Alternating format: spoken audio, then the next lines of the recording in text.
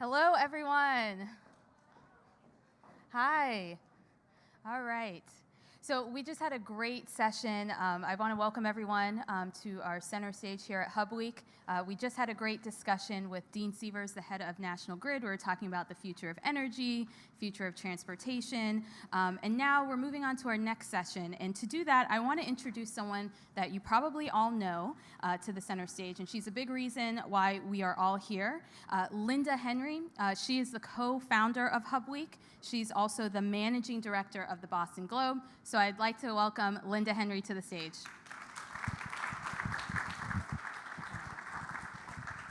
Thank you so much, and thank you all for joining us on this rainy but glorious day, because we have so much happening today.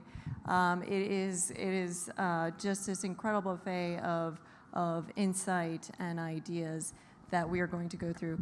And we are so excited to kick off today with Eric Lander. His full bio is exhausting. He has so many honors, but I'm going to give you just the highlights. I want to start by noting that even his fiercest competitors in the industry acknowledge that Eric Lander is an authentic genius. He is president and founding director of the Broad Institute of MIT and Harvard. He's a geneticist, a molecular biologist, and a fantastic mathematician. He has played a pioneering role in all aspects of the reading, understanding, and biomedical application of the human genome. He was a principal leader of the Human Genome Project. With his colleagues, Lander has developed and applied powerful methods for discovering the molecular basis of rare genetic diseases, common diseases, and cancer. He has done pioneering work on the human genetic variation. Lander is a professor of biology at MIT and professor of systems biology at Harvard Medical School. He also served as co-chair of the President's Council of Advisors on Science and Technology for President Obama. Among the many, many honors that Lander has received, it includes the MacArthur Genius Fellowship and the Breakthrough Prize in the Life Sciences. I know you're going to enjoy this morning's conversation, and if you're interested in hearing more in-depth explorations of some of the topics we're touching on, we're excited to share that we are going to launch a science and policy podcast in 2019 hosted by Eric Lander. In each episode, you'll hear stories and conversations about the most urgent, high-stakes issues that science and society will face in the 21st century. The show will include interviews with scientists, journalists, industry leaders, and others about the hard choices surrounding these issues and how those choices will dramatically shape the future of humanity. And so you'll be able to look forward to that and subscribe to that podcast. And we're really excited to have Eric Lander host that. And just as a side thought on what HUBweek is showing that the future is being built at the intersection of art, science, and technology, and it's being built right here in Boston. Mm-hmm. And Eric Lander is one of the people who is really pioneering that. So it is such a thrill and such an honor. So please welcome Eric Lander.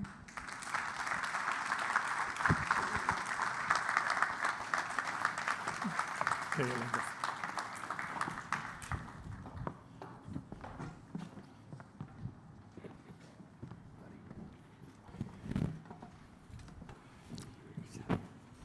So welcome. We're living at a time when the stakes for the future are incredibly high. Science and technology, they hold enormous promise to make America more prosperous and healthier and smarter, and all the world's information at your fingertips, artificial intelligence producing self-driving cars, automatic language translation, world-class pathology, educational technology, dramatic advances in cancer therapy, crops bioengineered, blindingly fast quantum computing, and enormous wealth creation. But of course, it's not that simple. Silicon Valley, for example, promised that with disruptive technologies, they would replace the dusty old models with shiny new models. But lately, folks have begun to wonder whether the motto, move fast and break things, might just leave an awful lot of things in tatters. So it's not a foregone conclusion where science and technology will go and whether it'll deliver on all of those promises. we might not deliver on the promise because we don't invest enough in education and research. We might actually succeed, but the fruits might be delivered so unevenly, putting people out of work and concentrating wealth and political power in a few. We risk our inventions, machine learning, genetic engineering, being turned against us. Deep fakes produced by artificial intelligence, perfect videos of speeches that never happened, autonomous weapons that must react so quickly there's no room for a human in the loop, intentional bioweapons, or just inadvertent mistakes with gene drives. The stakes for our future, particularly this country's future, are particularly high because with all this happening, the center of innovation in science and technology may be moving from the United States to China, with potentially enormous consequences for our own prosperity and power. So, for that reason, I'm delighted to have two of the most thoughtful people I know who are going to answer everything I just said. I'm looking forward to that. These are two people, two friends, who are both scientists and policy makers, and they both served their country. Maria Zuber is Vice President of Research at MIT. She's also professor of geophysics and an expert in planetary geophysics, what happens on and beneath planets. She's the first woman to lead a science department at MIT and the first woman to lead a NASA planetary mission, which unfortunately I understand doesn't entail actually getting to go visit the planet. But she's actually held leadership roles in 9 NASA missions. She's still an active scientist while doing all of these jobs, including writing papers recently on everything from gravitational signatures of impact craters to using DNA sequencing to look for life on Mars. But of special note to this discussion today, she plays a national role as well. She serves as the chair of the National Science Board, which oversees the U.S. National Science Foundation, the country's leading supporter of fundamental research and education outside of biomedicine, and she was appointed to that role by President Obama. So in her roles both at MIT and in Washington, she thinks deeply about science, technology, and the future of America. We've also got Ash Carter. Ash served as the 25th Secretary of Defense for the United States from 2015 to 2017 under President Barack Obama. This was the capstone to 3 decades of service to the United States under multiple presidents of both parties. Ash has a somewhat unusual academic background for a Secretary of Defense. He got his bachelor's degree at Yale with a joint program in physics and medieval history. His PhD was in theoretical physics when he was a Rhodes Scholar at Oxford. We actually overlapped a little bit, working on quantum field theory. And he did many, many important things as Secretary of Defense, but I want to mention 2. First, he directed that for the first time, all military positions without exception would be open to women, and directed that transgender individuals would be welcome to join and serve openly in the military. Second, and very relevant to this morning, he drove innovation at the Pentagon. He created the Defense Digital Service that brought technology experts into the Pentagon for tours of duty, opened Pentagon outposts in Silicon Valley, here in Boston and in Austin and other tech hubs, and he established the department's first Defense Innovation Board, on which I've had the privilege to serve. So I hope you will join me in welcoming to the stage here Maria Zuber and Ash Carter.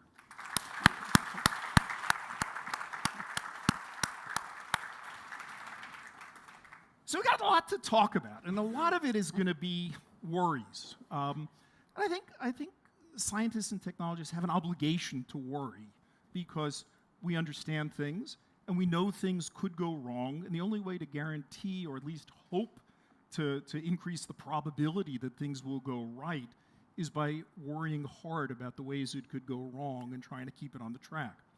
But before we turn to all the worries, I just want to ask the two of you, what excites you right now about the future of science and technology over the next I don't know, 30 years or so to mid-century. Maria, you're at MIT, you see everything around you. What excites you now? Well, lots and lots of things. If I had to generalize it, I would say looking at the ability of scientific discoveries to improve lives. Okay, and I mean that in the most general possible sense. Everything from health and wellness to just the excitement brought by discoveries, knowing our place in the universe, the whole range of human experiences that people can live a better, more informed life. And so the discoveries, the whole suite of discoveries that are occurring, from health to energy to astrophysics, is remarkable. And the young people going into these fields really can't be stopped. And so what I'm excited about is that the young people that we're seeing today, they've grown up with a sense of service. Okay, they've started doing community service when they're in middle school or maybe even before that, and many of them just stick with it. And so even those people going into a science or technology field because they love science or technology have it in their minds that they want to leave the world a better place than the one that they came into. Mm-hmm. And so I say, we can get into specifics as we go along, but that's what excites me. So Ash? Yeah, very similar. One theme of technology that Boston particularly is strong at is the integration of digital, bio, and things like jobs and training. There are other places that are strong in individual parts of that. Only Boston has it all. And that's where the future is. And that's why when I walked out the Pentagon a year and 3/4 ago, after first walking in 38 years ago, and had to decide what I was going to do next, I wanted to be around ideas and young people, and I wanted to be in a place that put it all together, and also to get to the point both of you made, that has an ethos, an understanding of right and wrong that isn't everywhere in the world of technology. And so I came to Boston, and apropos of something Maria said about this generation, Eric, and you've seen this too. When I started out, I was a young physicist, no intention of doing anything in public life at all, but the generation that trained me were the Manhattan Project people in my field. And they had done something disruptive, to put it mildly. Namely, they had invented the bomb. They were proud of that because they believed it had ended World War II and kept the world peaceful for another 50 years. But they also knew that there was a downside to it, per what you both said, and that they had a responsibility to that side of things too. So they're the same people who did the bomb invented arms control, non-proliferation, missile defense, civil defense, some things we don't do anymore, but it was all well intended from all over the political spectrum. And they taught me that with knowledge comes responsibility. And that's how I got into this business in the first place.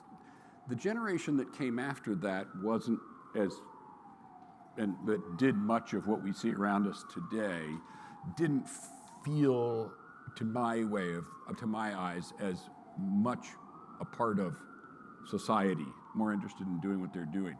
That's come back, and you see it in the students here. They want to do things of consequence, sure, but they want to do things that are consequential in a good way, and that is terrific. And that, if you say, what's the good news? That gives me heart, because technology is unstoppable. Mm-hmm. And there's a lot of stuff that's going on exciting. We'll talk about it all here today, but we bend the arc of that change, and we need to bend it towards the overall direction of human good. And that is happening here in Boston. That's why I think we are the best technology hub in America, hands down. Well, that's great. All right, so I share your excitement, particularly about this next generation and their sense of responsibility. And boy, they have a lot to be responsible about, given what's going on. I don't know where to start, but I'm going to start with, I rattled off a list of all these amazing things that could happen. Artificial intelligence with self-driving cars, et cetera, et cetera. There are a lot of questions about who's going to benefit from that. In Boston, we're a magnet.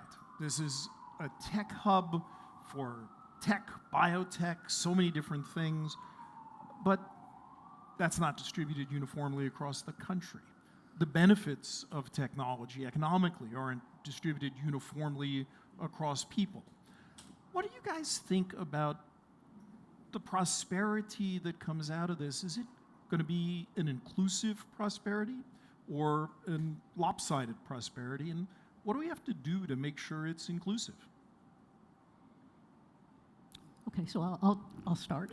Sure. No, Dive right right in. ahead. There are no easy questions actually on the list, so feel free. Yeah. So, okay, so I think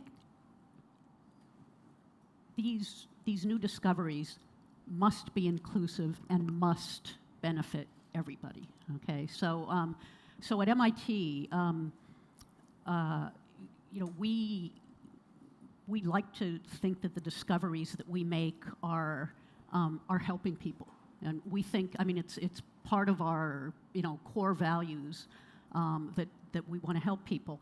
And so when we hear things like AI is going to remove everybody's jobs, and that worries us greatly. So what are we greatly. doing about that? At our university, we have actually started a project called not the future of work, but work of the future. Okay, so we are of the opinion, which I think is shared by many. Ash can give his opinion on this, that these new emerging technologies are going to create even more jobs than there are now. But we have to make sure that the people who are displaced from jobs go into these new jobs. So, for example, let me give you an interesting statistic. Okay, there are now in this country 800,000 jobs in clean energy. Okay, at the peak of coal mining in the United States in the 1920s, the number of jobs in coal mining was about 800,000. Okay. Now there are 50,000 coal mining jobs. You can bet that most of those clean energy jobs have not gone to coal miners who have been displaced from coal mining. So there's a clean energy revolution going on. It must go on, and we'll talk more about that as we move on here. But we need to think about how people displaced from various industries can be incorporated into the new economy. And what it comes down to, it's education, and it's not just education, it is lifelong learning. Okay, so all of us, obviously those of us at universities, but also those of us in business and industry need to be looking at the workforces that we have and continually training those workforces for the next job that's going to happen.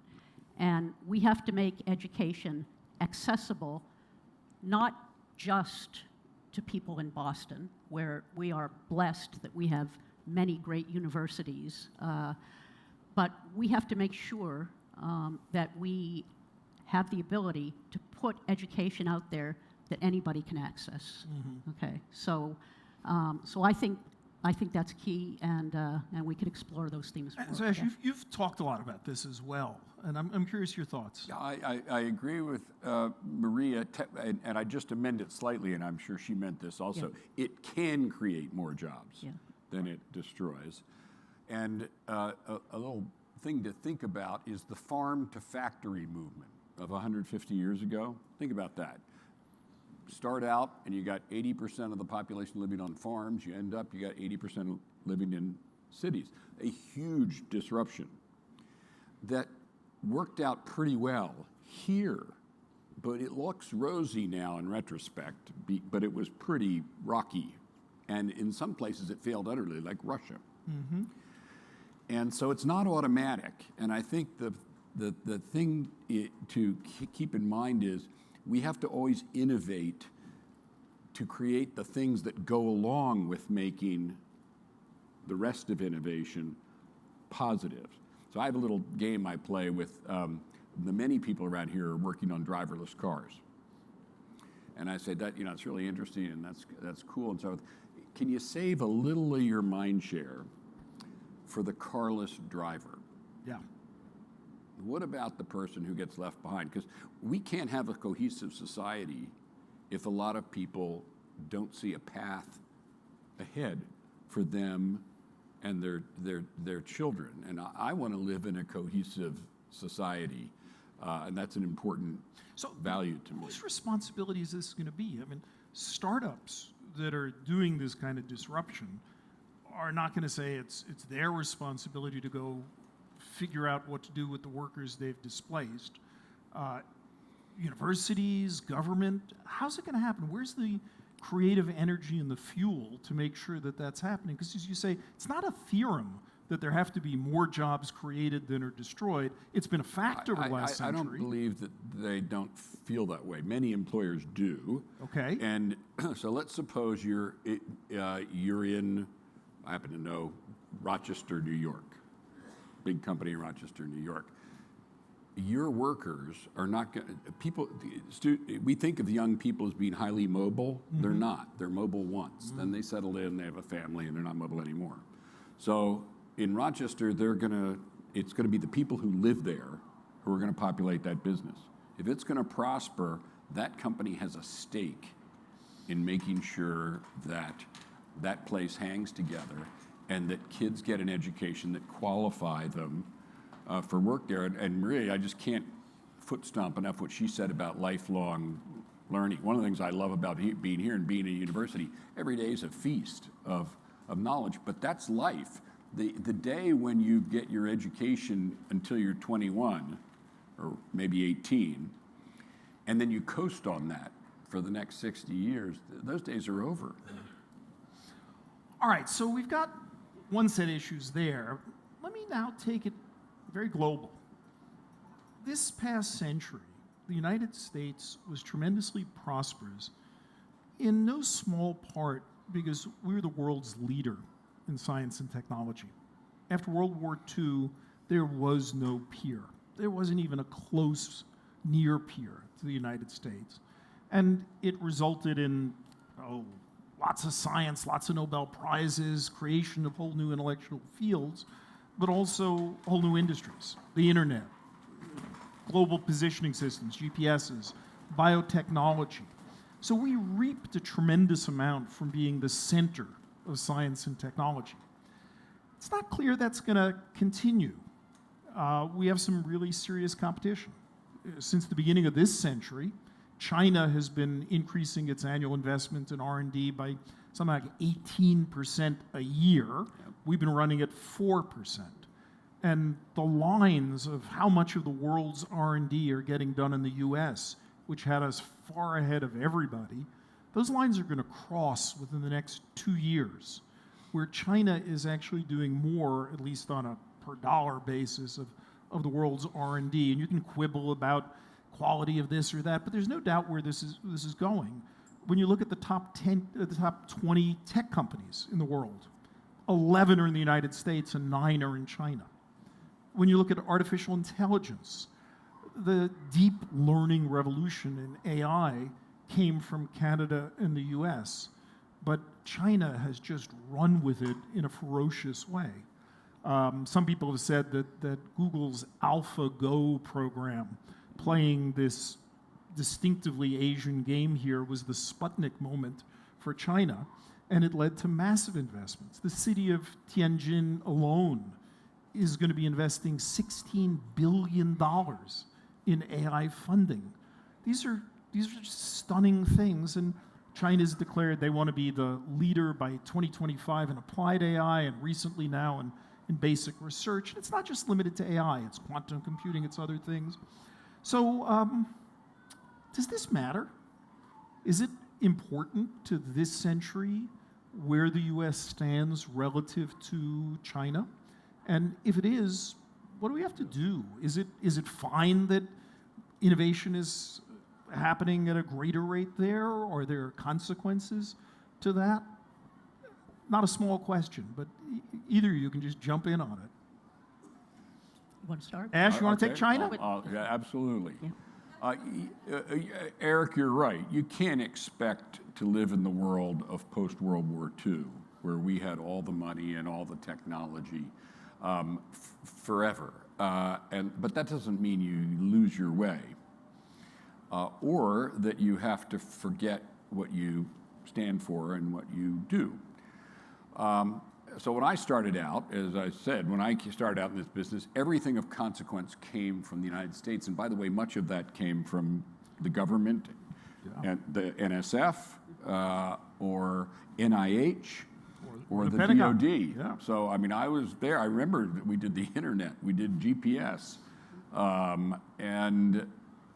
These things were important. You can't expect that anymore. The technology base is going to be global, and it's going to be commercial, which means if you're interested in public life, you need to figure out how to get public life into that mix. It's not going to be bought by the public for that purpose any longer. That's a different style, and that's the reason I created those outposts in the Pentagon. We couldn't afford to be a ghetto and to be competitive in the world, and we need to be competitive because we need to be able to, put too fine a point on it, destroy our enemies. But we take our values to the battlefield. And I make no apologies about that. And that's important as well, because apropos of China, I have a lot of Chinese friends. I've been going back and forth for a long time, and I'm for engaging with China, and inevitably we will trade with China, but it's a communist dictatorship. And it is what it is. We are not, and I'm glad we're not. And that is a difference we're not going to resolve by war or even Cold War.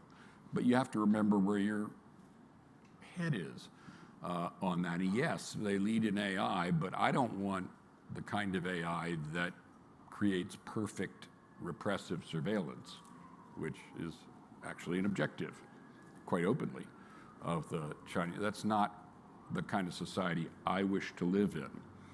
And, you know, when we had the Cold War, we had an opponent who had a different lifestyle with whom we disagreed, but we didn't trade with the Soviet Union. We built an impermeable wall.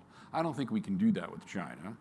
We do have to play defense to some extent, because they can bring to bear military, economic, and political force in a way that a society like ours can't. They can bring it to bear on our companies, and they can bring it to bear on our universities, and they can bring it to bear on our friends around the world. And that's a competitive disadvantage, inherently so. And we need to do so. There are things we need to do about that. But above all, and this is just to get to what both of you have said, you got to play offense. You just can't play defense in this world. We've got to up our own game.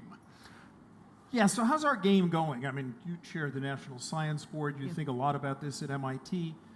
What are we doing or not doing that's going to be able to maximize the position of this country in this century? So let me just start by saying, you know, every country on Earth practically has read our playbook. Yeah. Okay. Well, we published the playbook. Yeah. And so they look to us, and they aspire to have the quality of life that we have. They aspire to be prosperous like we are, and they know that investment in science and technology, which has led to job growth and discovery, is kind of what has gotten us where we are today. So the United States share of the pie is necessarily going to decrease just because the whole world is getting in the game. That's not all bad. because we can learn from them too. So we, our president, Raphael Reif, likes to say, China's not going to steal 5G away from us because we don't have it, right? The three biggest telecom companies that are investing in that technology is, Nokia, Ericsson, and Huawei. Yep. Sweden, Finland, and China. Okay, Yeah. and Huawei in China is investing 2.5 times what the others are investing in it, and we're not making those investments for reasons that Ash said. It's a concern to me that we're going to be dependent on China for 5G, and there's a lot of discussion. There's an economic going on concern about and a that. security concern. Both of those. Yeah. Right. So, however, China's making huge investments. They have the most people. In supercomputers, we've now overtaken China again in having the fastest supercomputer. But if you look at all the fastest computers, China has over 200 of the top 500, and we have less than 150 of the fastest computers. So they are investing more in computing. In the AI area, they have announced that they will invest 100 times more than the United States has invested. So 100 times sounds consequential. In over the last 5 years. 100 times is consequential. Yeah. And they have a lot of engineers over there, because of the population to do this work. So we have to invest. Okay, so who's we and how's this going to happen? Is this the government needs to do things it's not doing? Industry, and how can we help them? Well, our 4% a year of increase. Yep. It has virtually all been from the private sector because federal So funding. that's a total R&D. That's right. That's industry and government. Yep. So the government has been flat to declining, and industry has been growing, but industry funds what it needs to have to do its thing. Okay, and that leaves basic research for the government to fund. And of course, basic research is when you don't know what you're necessarily going to get. You might have some idea of where you want to get to or what you would like to have, but discovery sometimes leads you in interesting directions that are unanticipated, and that's part of the beauty of that. And the basic research is essentially it's the seed corn. I mean, it is the base of knowledge that is then used to advance technology. So quantum mechanics. I mean, we needed quantum mechanics for GPS. We needed quantum mechanics for iPhones. We're going to need quantum mechanics for the next generation of the fastest computers. But no one had any of that in mind when scientists first started studying quantum mechanics. So the government's role is primarily in the basic research area, but government, industry, private individuals and foundations, these partnerships is really really the future, I think. I mean, do you get the sense that the government is currently laser focused on this issue?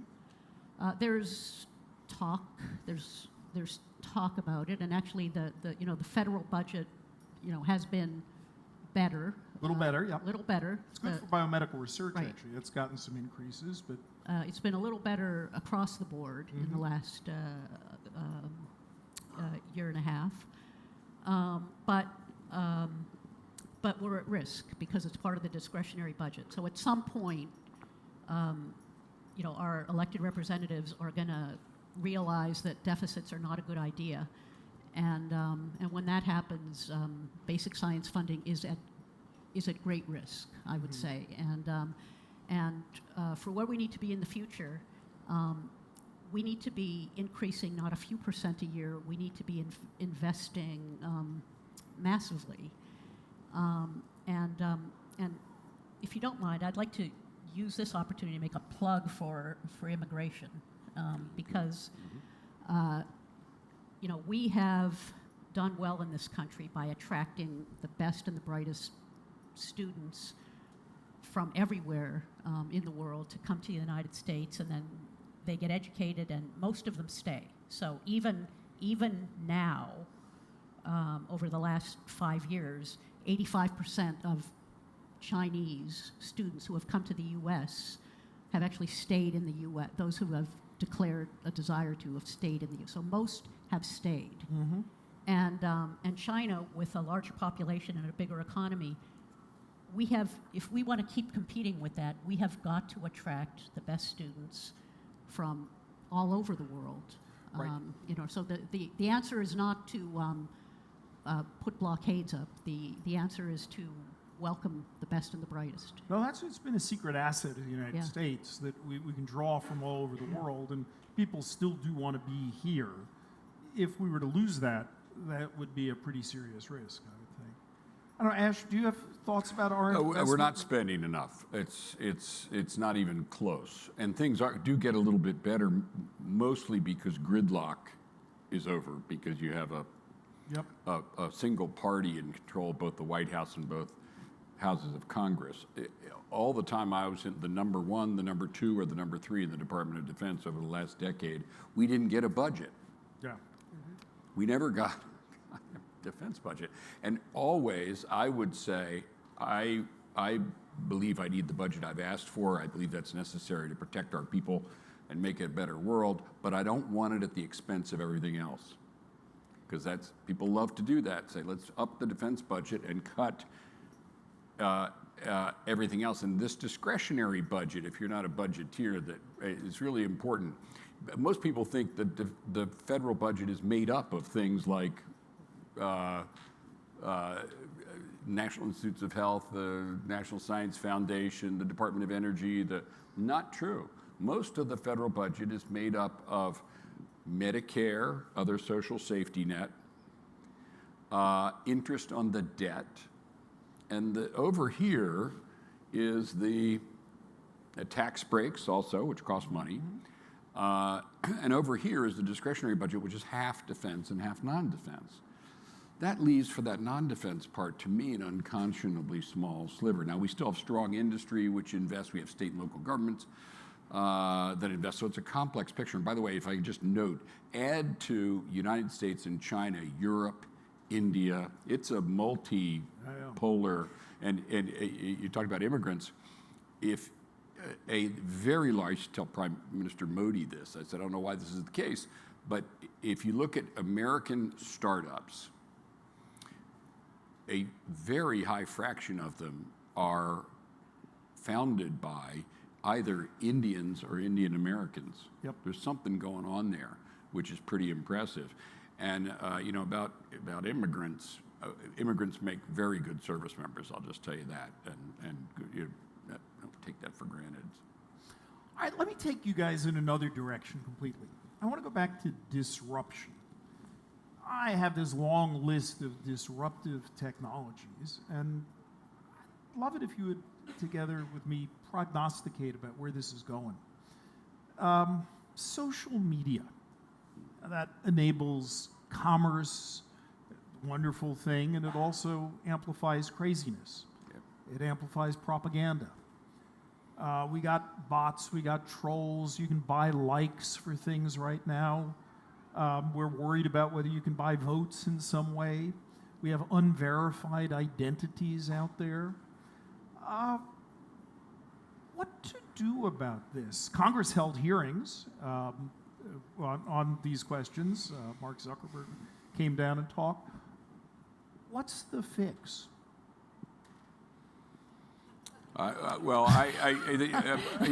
just start with Mark Zuckerberg did come, and I commend him for coming and the Congress for convening it. But let's be realistic. The hearing was a bust. It didn't go anywhere. didn't go anywhere. Everybody knows that we need to do something about this because we've got hate, we've got lying, we've got bullying, we've got all kinds of stuff going on that's not okay.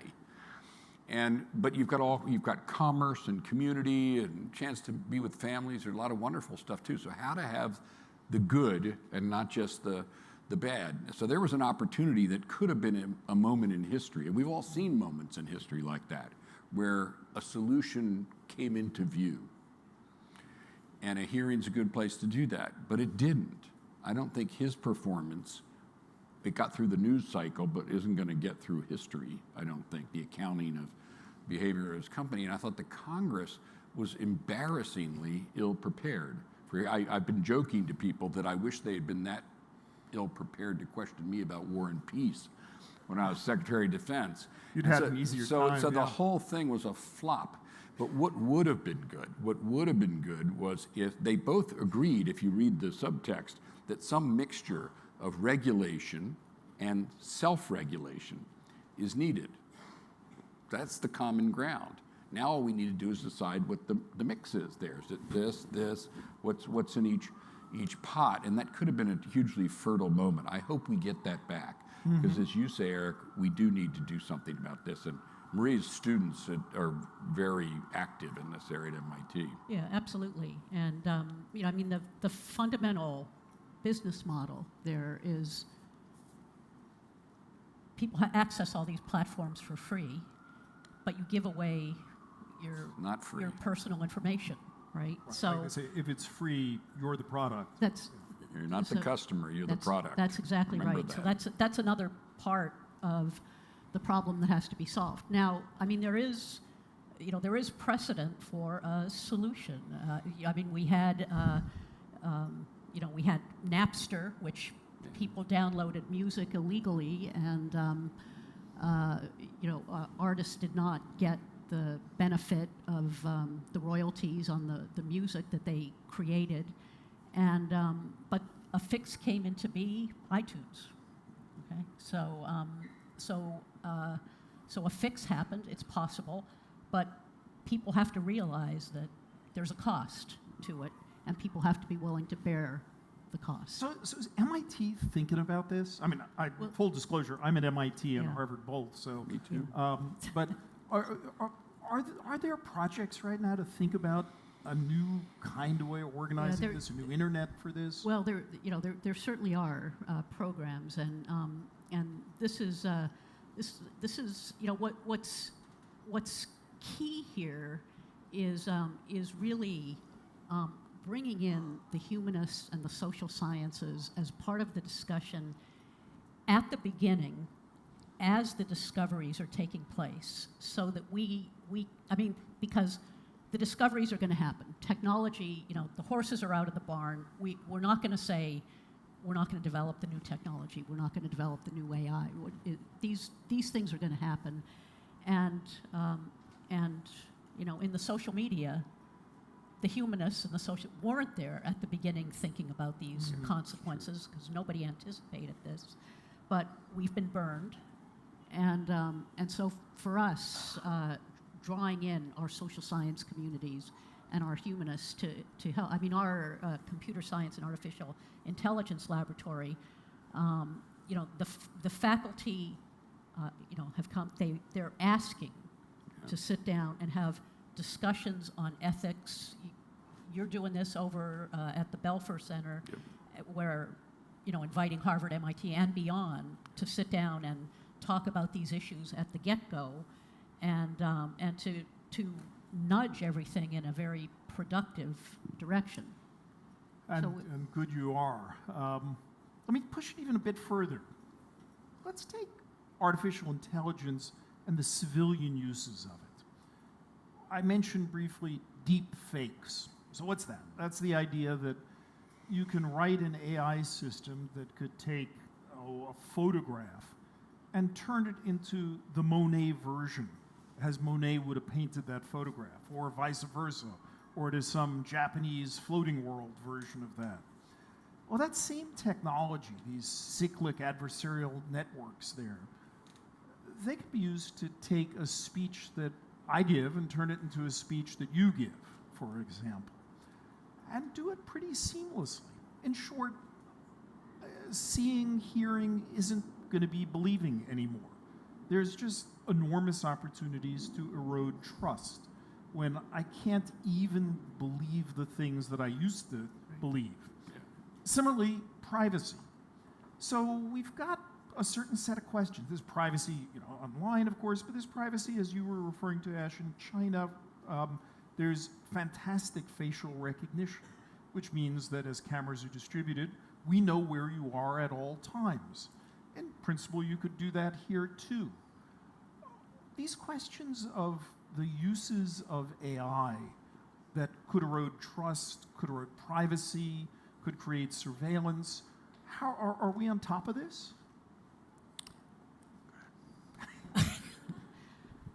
Well, it's all hands on deck, right? Yeah. So for sure, there's a high sensitivity level to it, and our researchers are all over it. Okay, but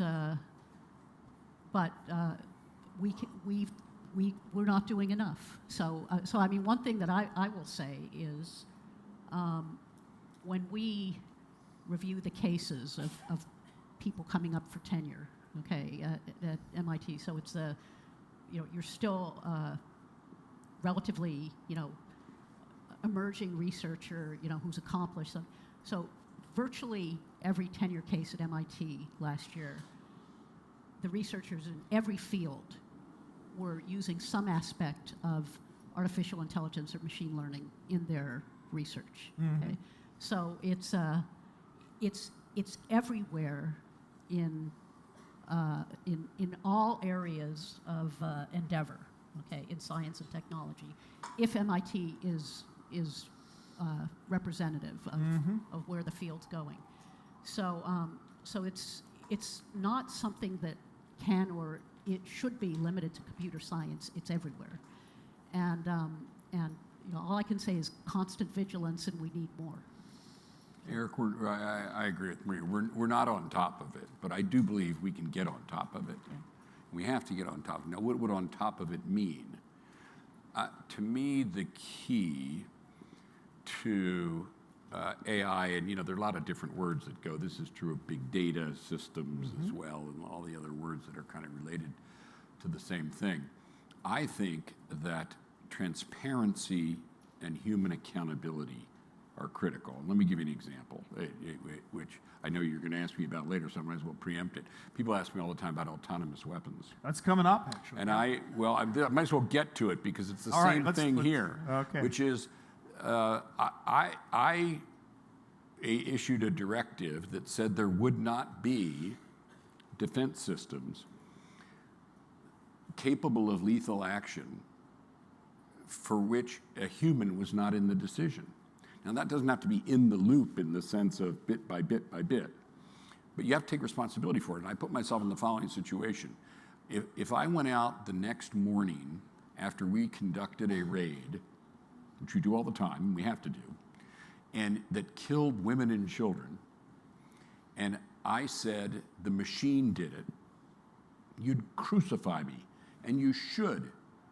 Because it's my responsibility, it's our responsibility. You have to have a human being responsible for this stuff.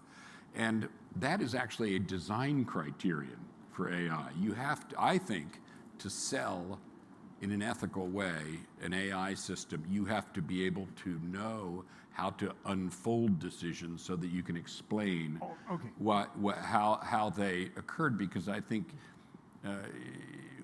we human beings ultimately need to be responsible for, they can be aided by, but not entirely substituted by machines. Help me out on that, because the principles of deep learning that underlie AI are you take a huge pile of data, you pour it through a neural network, it tweaks its coefficients so that it gets the right answers often enough, and you have no idea how it might perform on data that are out of your training set.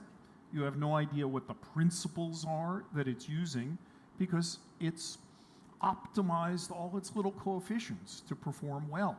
So if people do that, I like what you're saying about that responsibility, but we can't even take responsibility for I've been managing simpler technology systems. projects, Eric, for 50 years, and engineers always tell you that they can't do one thing or another, and I learned in systems you say, oh yes you can, you have to put it on the list of key ingredients. So there has to be a measure of that. Now, that can be gotten in lots of different ways, not by necessarily peeling back the leaves of a deep network, if you know how they work, but by other forms of testing, peer review. An example, flight hardware on aircraft is tested. So a Boeing aircraft or something, if you change a flight system, there's a group of people who know that technology who idiot-proof it. Not perfectly, but give it a look and make sure that it's okay. And so that's what we're asking for. I think it's required. I think we're all going to require that if a decision's made of consequence to us. You're going to want to know, hey, wait a minute, why me? How did I get picked out? I knew a guy who got on the no-fly list once for his name was John White. So how many John Whites are there? And he was on the no-fly list, and it was a devil to get off the damn thing because they couldn't figure out why he got on. You can't have people in that kind of. So I think I think you have to look at it as a technical challenge that goes with getting all the wonders of AI in a way that is humanly accountable. So you make it a design criteria. And let me jump on the pile and agree with that, because we have the same situation when we send anything to outer space. You can't get in there, so you just test it and test it and test it in every conceivable way that you can test it, and most things work pretty well, or the ones that I've been involved with from NASA. Not always, but. So you got to have intense testing of these AI systems.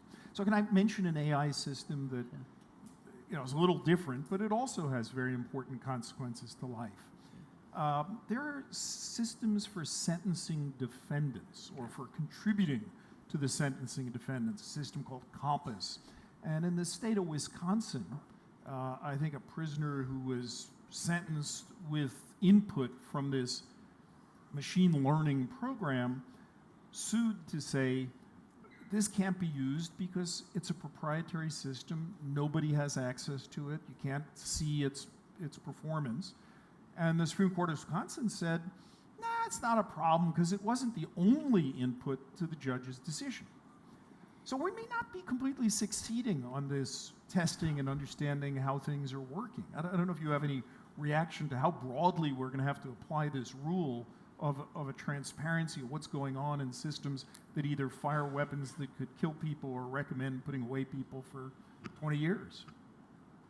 It's a perfect case, if I may say. I'm familiar with it, and it was a system that had flaws. It was there's a little bit of garbage in, garbage out. That is, the big data that went in was itself had some bias in it. Yeah. And then the algorithm amplified the bias. It didn't take the bias out. It wasn't really objective. It amplified. Now, it didn't have to be that way, but that's the way it was. So it got answers for people predictably based upon their color, among other things. Yep. That didn't match the underlying fact of a particular case. So you got to be very suspicious of these things. They can aid human decision making, but they can't take away responsibility. We're responsible. If we put somebody in jail, we as society, doggone it, the machine can't do it. We have to do it. So I have a list of other things I'd love to get to, but I want to make sure we get to questions from the audience. But things that I might ask about are about climate change, since you're in charge of planets. This is a good planet too, and I'd be curious about that. And I prefer ours. Biological weapons and many other things, editing nature. But I'm going to turn to the audience now and see if we have some questions for the last 12 or 15 minutes. Great. If you'll go around and find folks. And if you run out of questions, I still have lots more I'd love to ask these folks. Hello. I guess I have two questions, both related to China, one for each panelist. Secretary Carter, you mentioned that China model of surveillance is not, feasible or logical for U.S. But at the same time, there's this truth about the strength of the surveillance for security, right? So you look at, for instance, Boston Marathon bombers, and tragic event happened. Our ability to detect those terrorists was purely based on our ability to use vision technologies that depend on deep learning and the scale of that technology. So how do we differentiate U.S. model of surveillance if we are not about scaling or being more aggressive? Is my question for you. And in regards to diversity in education and innovation, I'd like to ask Maria about the Chinese model. I mean, Chinese innovation is very strong. I mean, I'm in the STEM field. I see a lot of publications, coming out of the Chinese. I mean, substantially, they are outperforming anybody else in terms of numbers of publications, I think, in STEM education. So if MIT's or U.S. education system is interested in recruiting more immigrants around the world, should that also include the Chinese scholars to bring them here, perhaps as part of MIT system and education and as policy? Thank you. First one's a great question, and if I can rephrase it a little bit, in counterterrorism, there is a balance that needs to be struck between freedom and justice and effective. You have to protect yourself against barbarism. Society can't live with these guys running around, ISIS guys, and so they had to go. That's part of a decent society as well. So there is that balance, and that balance exists in China as well. But you have to be clear about what your values are. We are a society that definitely values those other things, and there's some lengths that we don't go to. I was not allowed by law, by the President of the United States, but also by my own beliefs, to do certain things that, taken to their extreme, would have been effective. I had to find another way to protect our people. And is that a little harder? Yeah, but it's worth it because so there are shortcuts. You can always take moral shortcuts, and technology is an invitation to moral shortcuts. But I think the panel's been saying that the technology community, because they understand the technology needs to be in the game of making sure that the applications are morally, it's not going to happen without them because their knowledge, as we saw from the Congress, they need folk who know what's going on. Yeah, so what I say to technology is get in the game, help this out, make it better, make it a little piece of your life. Yeah, and I'll to answer the second question. So the short answer is yes, we should be welcoming Chinese students to the U.S. and then enticing them to stay, or enticing the best ones to stay, at least. So I mean, one of the things that I said is, when we hand somebody from an international student a PhD, we ought to hand them a green card as well, and encourage them to stay here. And to get to the point that you made at the beginning of your question about just the number of publications, it is true that the amount of scholarship that's coming out of China is increasing greatly. It's also important to take into account not just quantity but also quality. And so in the U.S., what really has been the bedrock of scientific discovery has been peer review, rigorous review of information, which means when you write a scientific paper, there ought to be enough detail in that paper for somebody else to go and reproduce the analysis. So reproducibility has been an issue with some of the Chinese work because they don't release all of their data. They keep it proprietary. So unless scientific discoveries can be fully assessed with all the information out there, just the number of publications out there, you don't know what the quality that's being produced. But China wants to be a world player in this regard, so that tide is starting to turn. So. Other questions? Got a couple right here.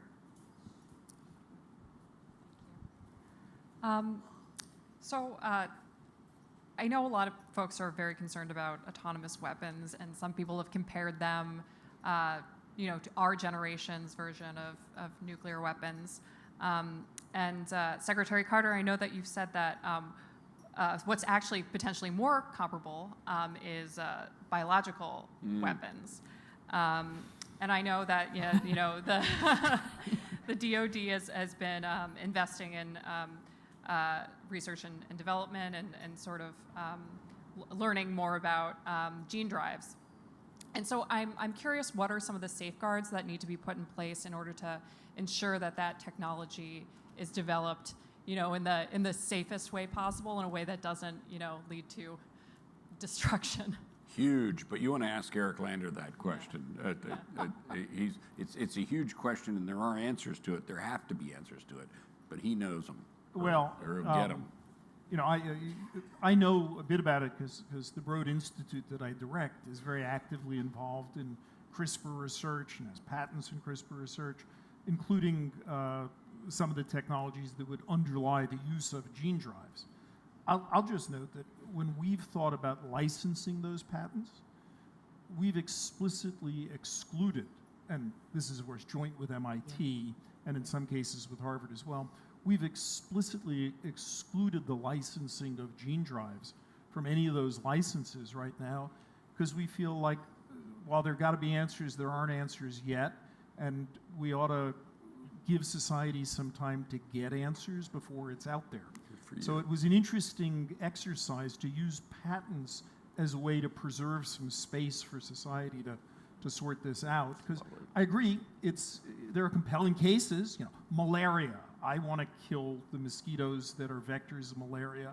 I wouldn't miss them.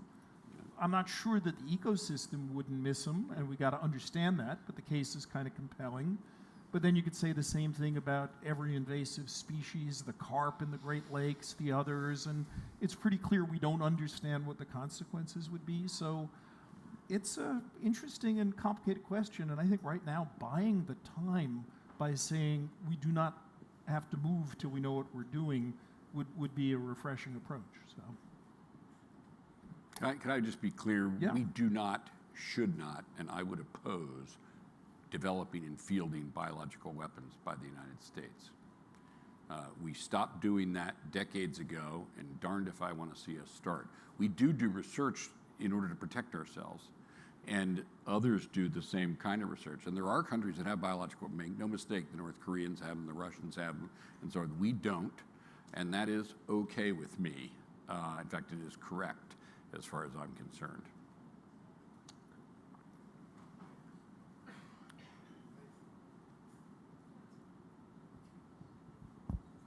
Hello?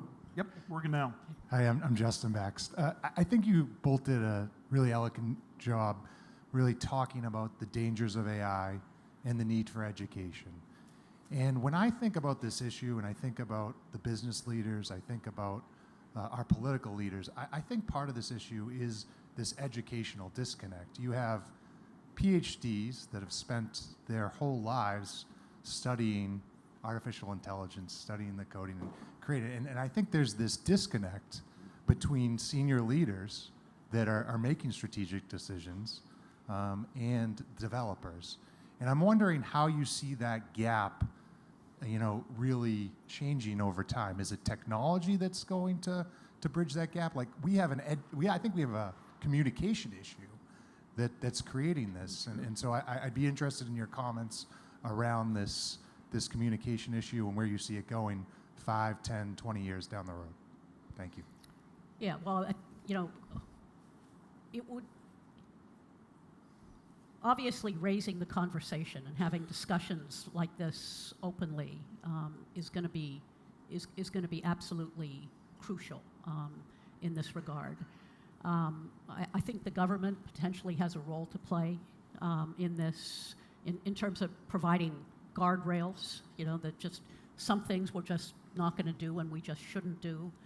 And that to me is less preferable but necessary. But I think open discussion about risks is going to be crucial, because one of the things that I talk with all my students about, the kind of students that I get, they can do anything. They think they can do anything, but should you? There are a lot of problems that could be done, but should they be done? Okay, and so in the education process, having those discussions of what you should do versus what you can do, I think is going to be essential. That's beautifully said. I won't add to it. Get another question and can't improve. Great. We have, sadly, just a couple of seconds left. We're supposed to wrap up. I just want to observe, these folks are amazing. They are, and I am, wildly pro-science. We are scientists. We believe in science and technology. But I think what's wonderful about this discussion is to understand that to be pro-science is also to appreciate the responsibilities that come with being a scientist.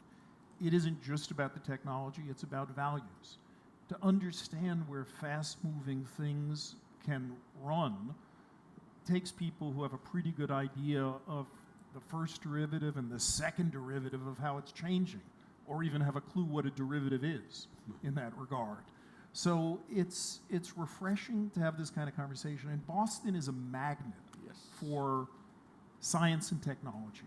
It brings together, no place in the known universe has a concentration of people across such diverse scientific communities, such educational institutions.